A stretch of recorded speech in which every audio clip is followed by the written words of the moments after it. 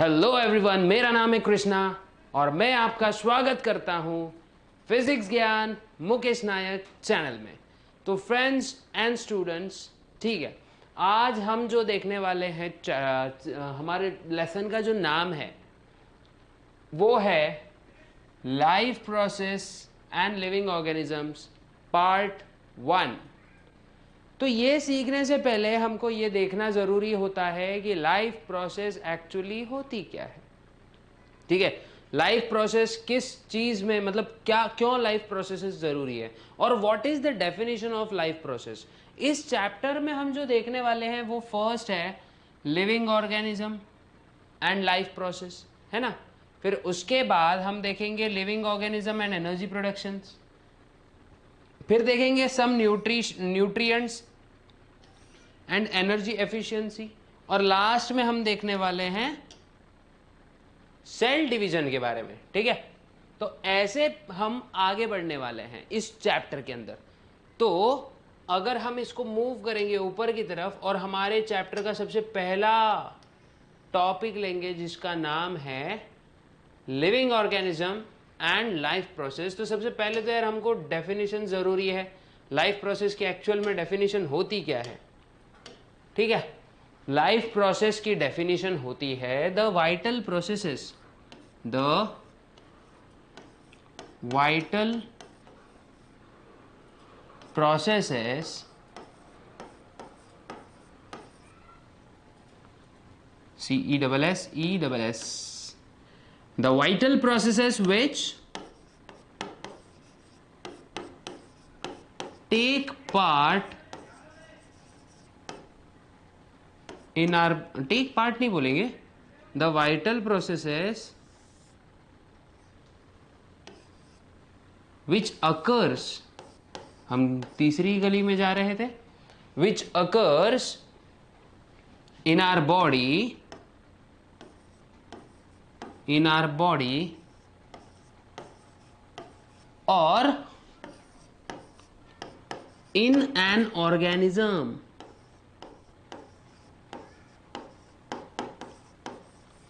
which take part in an in our body or in an organism in a coordinated manner, in a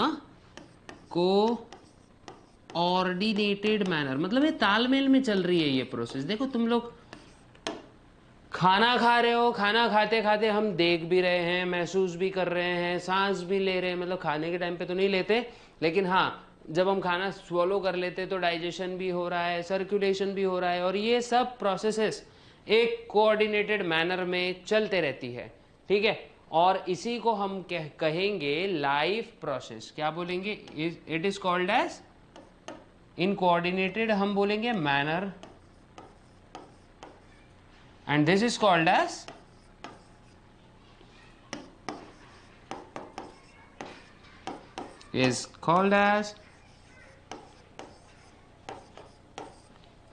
life process।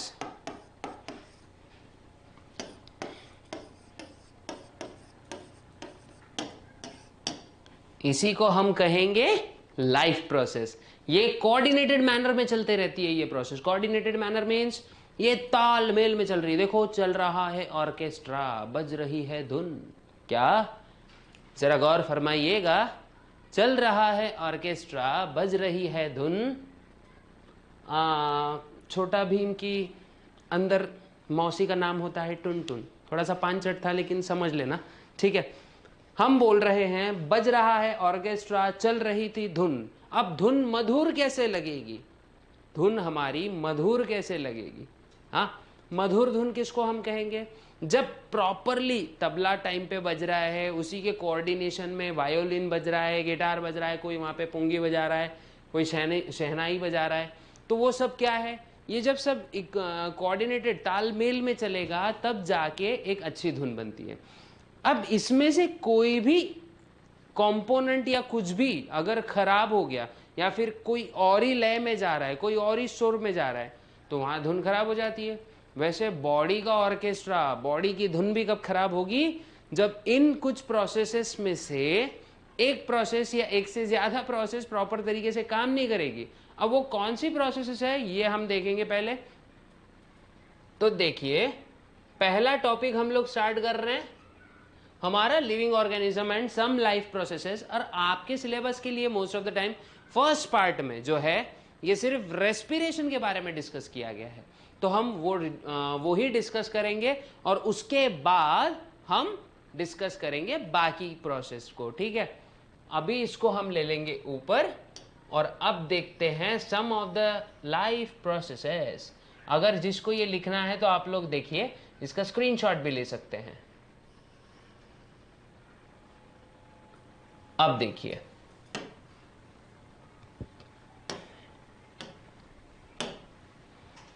अब देखते हैं, ये first part होने वाला है हमारा। ठीक है, फर्स्ट पार्ट, टोटल चैप्टर को हम क्या करेंगे 4 पार्ट्स में डिवाइड कर देंगे। तो ये हमारा कितवा पार्ट है, पार्ट फर्स्ट। टोटल टॉपिक को हम डिवाइड करेंगे 5 पार्ट्स में। ठीक है, तो ये हमारा पार्ट फर्स्ट है और इसको ही हम आगे कंटिन्यू करेंगे। तो सबसे पहले देखो some important life processes, some important life process. Some मतलब ये पूरे के पूरे ही इंपॉर्टेंट है, ऐसे मतलब ऐसा नहीं है कि ये बहुत ज्यादा इंपॉर्टेंट है, नहीं नहीं नहीं नहीं, इसका तो कोई काम ही नहीं है, इसको नजरअंदाज करेंगे, ऐसा कुछ नहीं होने वाला है। ठीक है, तो सबसे पहली इंपॉर्टेंट प्रोसेस हम देख रहे हैं इंजेशन, मतलब न्यूट्रिशन देखते हैं, है ना, इंपॉर्टेंट ही है ना हमारे लिए न्यूट्रिशन। न्यूट्रिशन के टाइप्स वगैरह क्या होते हैं, अगर आप लोग को जानना है ये तो कृपया करके एक बार कमेंट बॉक्स में बताना, उसके ऊपर हम अलग से वीडियो बनाएंगे। ठीक है, ताकि आप लोग को डाइजेस्टिव सिस्टम के बारे में भी उतनी ही अच्छी नॉलेज मिल पाए जितनी अन्य सिस्टम्स के बारे में आप लोग को मैं देने वाला हूं। ठीक है, सेकंड है न्यूट्रिशन के बाद न्यूट्रिशन में आ जाता है समझो डाइजेशन। भाई जिसका पेट अच्छा है, जिसका डाइजेस्टिव सिस्टम अच्छा है, उसका इम्यूनिटी बहुत अच्छा होता है, इसीलिए राजू श्रीवास्तव की वो ऐड देखना जरूर। ठीक है, न्यूट्रिशन। उसके बाद जो सेकंड है रेस्पिरेशन। हम न्यूट्रिशन मतलब डाइजेशन तो कर रहे हैं, अब डाइजेशन करने के बाद में हमको on the same time respiration भी करना पड़ता है। क्या करना पड़ता है, ठीक है, अरे ये क्या हो गया, थोड़ा सा हम पोर्टल से दूसरे ही तरफ चले गए थे, लेकिन हम अब वापस आ गए। ठीक है, तो न्यूट्रिशन, उसके बाद में आएगा रेस्पिरेशन।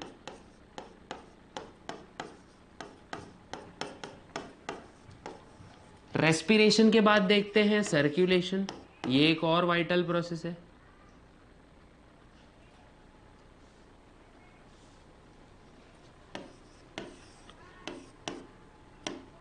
सर्कुलेशन,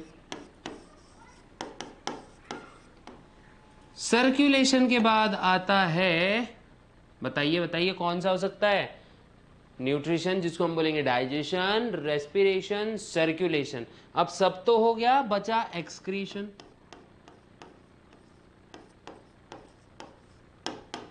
एक्सक्रीशन के बाद आता है रिप्रोडक्शन। ये कुछ प्रोसेसेस है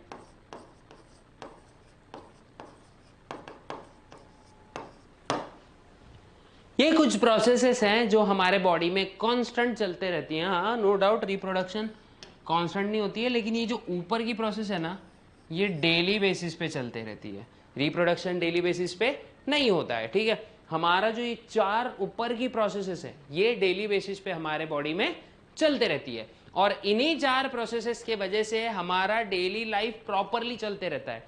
अभी मान लो किसी का डाइजेस्टिव सिस्टम खराब है, तो अल्टीमेटली उसके रेस्पिरेशन पे असर पड़ेगा, सर्कुलेशन पे असर पड़ेगा, और नो डाउट एक्सक्रीशन पे तो असर पड़ेगा ही पड़ेगा। ठीक है, उसके मतलब डाइजेस्टिव सिस्टम खराब है, मान लो किसी को डिहाइड्रेशन का प्रॉब्लम होता है, और डिहाइड्रेशन के प्रॉब्लम की वजह से उसका एक्सक्रीटरी सिस्टम बहुत ज़्यादा प्रॉब्लम होगा, अफेक्ट होगा, एडवर्सली अफेक्ट होगा।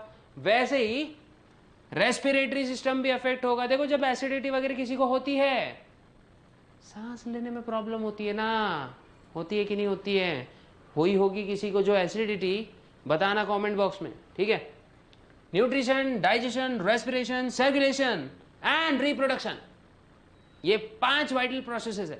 जो हमारे बॉडी में चलते जाए, है ना, ताकि हमारी लाइफ भी आगे चलते जाए, अच्छे से और अच्छे से हमारी लाइफ बीते। लेकिन कभी कभी इन सभी प्रोसेस का झगड़ा हो जाता है। झगड़ा मीन्स यार तालमेल में काम नहीं करते हैं। डाइजेस्टिव सिस्टम कुछ और कर रहा है, सर्कुलेशन कुछ और तरीके से जा रहा है, न्यूट्रिशन कुछ और तरीके से हो रहा है, सर्कुलेशन रेस्पिरेशन किसी और तरीके से हो रहा है। हम लोग हमारी जीवन शैली पे ध्यान नहीं दे रहे हैं, और ऐसी ही बहुत सारी चीज़ें हमारे नॉर्मल लाइफ को बिगाड़ के रख देती है। तो ऐसा होना चाहिए नहीं, ऐसा बिल्कुल नहीं होना चाहिए। ठीक है, हमारे सर्किट भाई भी आज क्लास अटेंड कर रहे हैं, लेकिन उनकी भी बहुत जल्दी एंट्री होने वाली है इसमें। ठीक है, अब देखेंगे आगे, इसको थोड़ा सा ऐसा मूव करेंगे। बोले तो भाई इतना समझ में आ गया ना आपको? अरे सर्किट तू तो आज ही आ गया। लेकिन कोई बात नहीं, ए मुन्ना और सर्किट दोनों यार चुपचाप बैठ जाओ। हाँ, तो इन दोनों को अभी चुप करा दिया मैंने, और आगे फिर बढ़ेंगे हम लोग। हमारे को जो सीखना है, हम लोग को जो सीखना है वो है रेस्पिरेशन के बारे में। रेस्पिरेशन, सभी को अगर रेस्पिरेशन बोला है ना तो एक ही चीज याद आती है, ऑक्सीजन अंदर लो, CO2 बाहर छोड़ो, ऑक्सीजन अंदर लो, CO2 बाहर छोड़ो। लेकिन क्या हम इसको रेस्पिरेशन बोल सकते हैं? नहीं, इसको हम रेस्पिरेशन नहीं कहते हैं, ये होती है ब्रीदिंग। तो don't get confused between respiration and breathing. Okay, breathing is different stuff, respiration means both are the parts of respiratory system, both are the processes occurring in respiratory system, but breathing is just a normal part of respiratory system. Okay, means CO2 अंदर oxygen अंदर जा रहा है, हम पेड़ तो नहीं है CO2 अंदर लेने के लिए, ऑक्सीजन अंदर जा रहा है, CO2 बाहर निकल रहा है। ठीक है, सो अब देखेंगे हम लोग रेस्पिरेशन। क्या देखने वाले हैं? अरे तुम नीचे कैसे आ गए? तुम चलो ऊपर जाओ। Good boy, good boy. How we can say it is boy? A girl. Good bird. Okays, तो फर्स्ट इट इज रेस्पिरेशन। यही मोस्टली हमको देखना है इस टॉपिक में। अगर इसको आप लोग को अगर थोड़ा डिटेल में देखना है तो कमेंट बॉक्स में बता सकते हो आप। वैसे तो हमारा सर्किट तो बहुत ही एक्साइटेड है पढ़ने के लिए। हाँ सर्किट है या नहीं? बोलो भाई बहुत ज़्यादा एक्साइटेड है अपन। ठीक है, कोई बात नहीं, हम पढ़ने वाले हैं। Okay, respiration. रेस्पिरेशन ये पहले तो एक कैटाबोलिक प्रोसेस है। कौन सी प्रोसेस है ये? Catabolic process. अब आपको लगेगा sir what is catabolic process, anabolic process, है ना, ये चीजें आपको पता चलेगी, है ना। तो ये एक कैटाबोलिक प्रोसेस है in which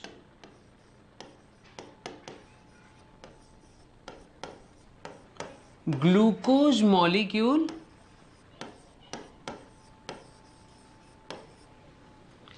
is broken down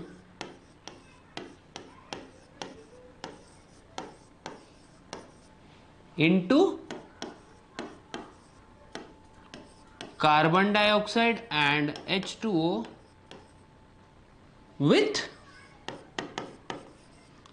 stepwise release of energy.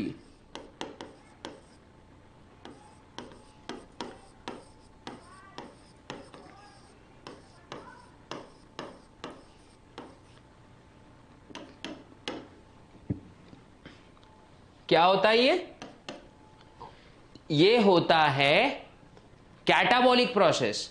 अब कैटाबॉलिज्म और एनाबॉलिज्म, देखो ये दो मेटाबॉलिक प्रोसेसेस होती हैं हमारे लिविंग ऑर्गेनिज्म में होती हैं। जो भी कोई भी थिंग में, मतलब कोई भी चीज में जब मेटाबॉलिज्म हो रहा है तो समझ जाइएगा हुजूर ये लिविंग थिंग है। ठीक है, लिविंग थिंग में क्या होता है, ये प्रोसेसेस होते रहती है, कांस्टेंट चलते रहती है। अब यही प्रोसेस जो है मेटाबॉलिज्म बोलेंगे जिसको हम, ये एक बायोलॉजिकल प्रोसेस होती है और ये दो टाइप्स की होती है। पहली है कैटाबॉलिक प्रोसेस और दूसरी है एनाबॉलिक प्रोसेस। अब आपको लगेगा कैटाबॉलिक प्रोसेस क्या है, तो इमेजिन कीजिए चिंटू नाम का इंसान,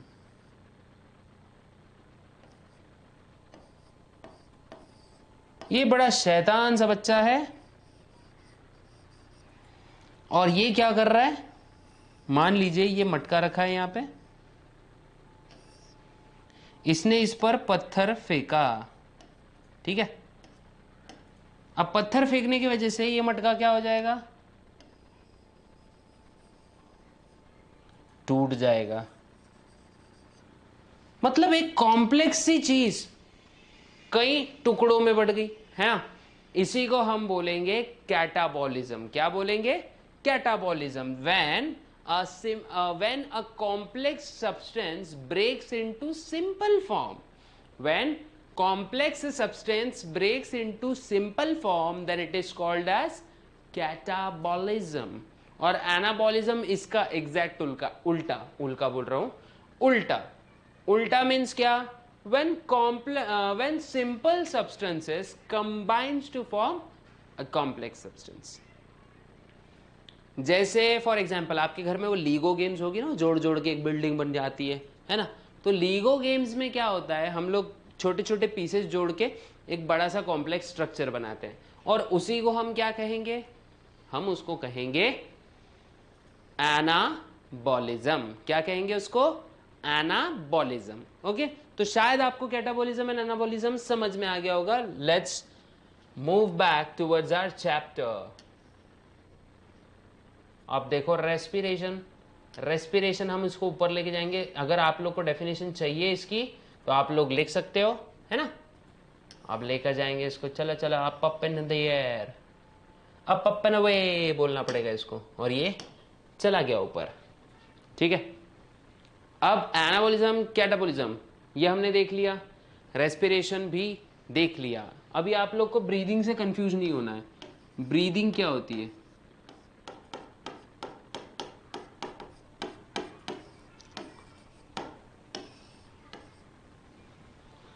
ब्रीदिंग होती क्या है ना। तो breathing is nothing but the process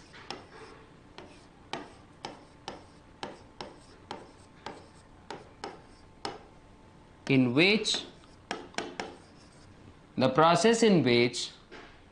क्या होता है, organism, the process in which organism inhale oxygen and exhale carbon dioxide is called as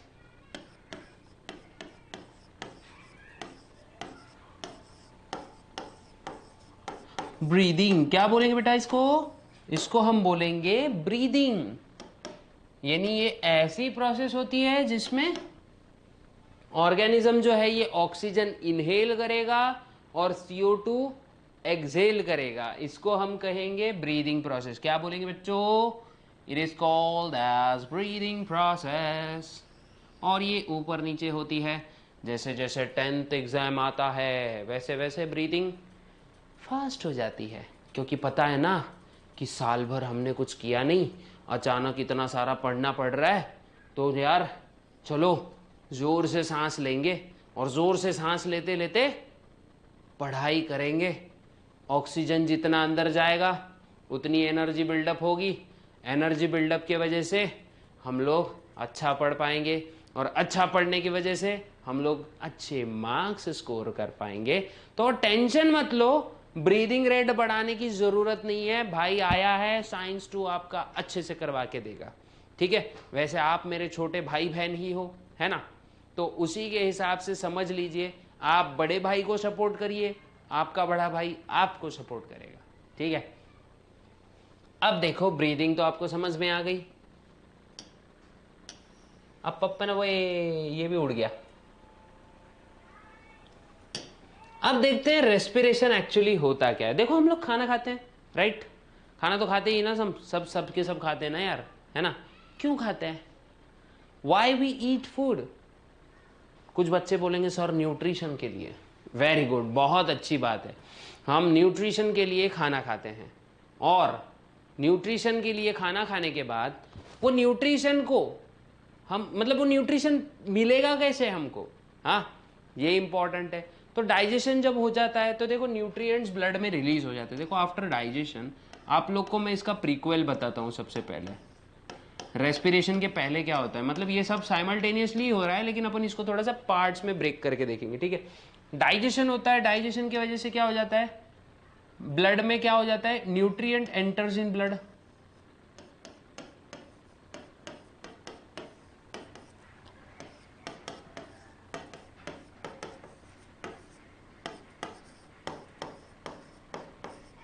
nutrient enters in blood, okay. Digestion के बाद न्यूट्रिएंट्स जो है ये ब्लड में एंटर कर जाते हैं। अब ब्लड में एंटर करने के बाद में इनका काम क्या है, ब्लड उसको कहां पहुंचा देता है, टुवर्ड्स,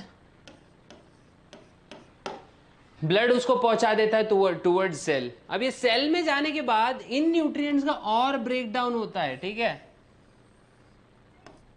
अल्टीमेटली इनका क्या होता है,